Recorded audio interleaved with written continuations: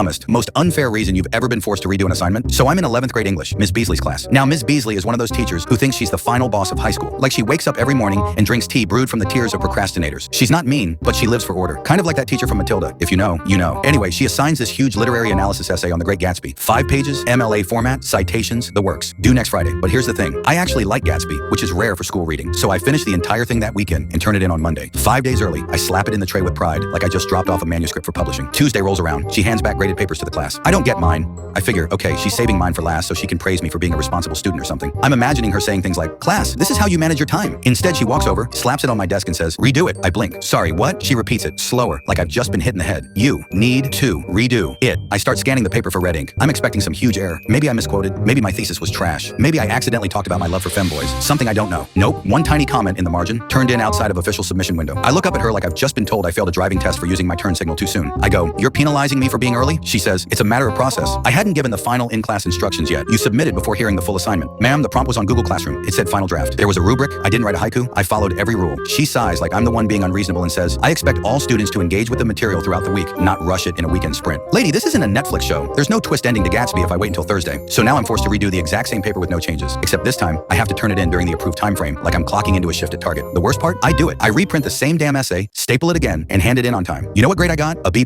No explanation, no feedback, just a B+, like she was punishing me for having too much initiative. I ask her about it, and she says, "Well, I got the sense your heart wasn't in it this time." Of course it wasn't, Janet. I already poured my soul into the first one, and you sent it to academic jail because I was too productive. But whatever, I take the grade. I move on, until report cards come out and my parents, God bless their supportive, slightly over-involved hearts, schedule a meeting with Ms. Beasley to discuss my academic motivation, and she tells them I struggle with pacing and following classroom structure. "Ma'am, I'm being punished because I didn't wait to be inspired by your Tuesday morning lecture on thesis placement." At that point, I mentally decided I was done. From that day forward, I turned in every single assignment exactly 1 minute before it was due. Not early, not late, like I was disarming a bomb. And Ms. Beasley, she smiled every time, like she'd broken me in. So yeah, the next time someone tells you to just get it done early, remember, some teachers treat early submissions like time travel crimes. I didn't know turning in homework was a moral offense, but now I know. In Ms. Beasley's class, being on time is late and being early is disrespectful. Thanks for coming to my TED Talk.